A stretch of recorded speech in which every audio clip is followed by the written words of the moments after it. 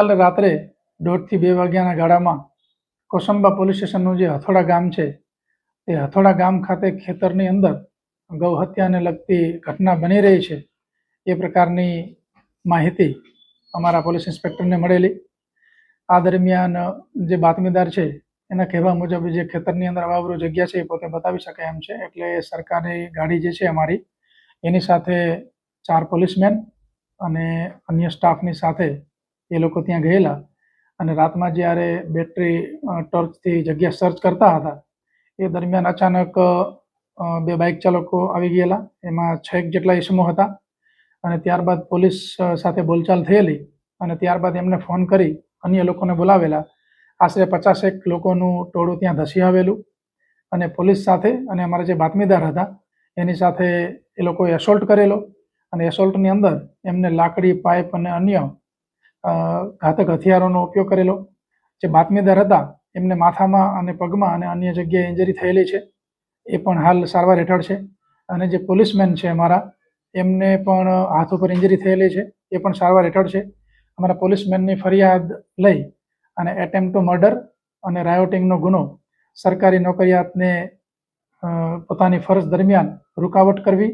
અને ગંભીર ઈજા પહોંચાડવી આ પ્રકારનો ગુનો દાખલ કરવામાં આવેલો છે અને અમારા ડીવાયએસપી શ્રી વનાર છે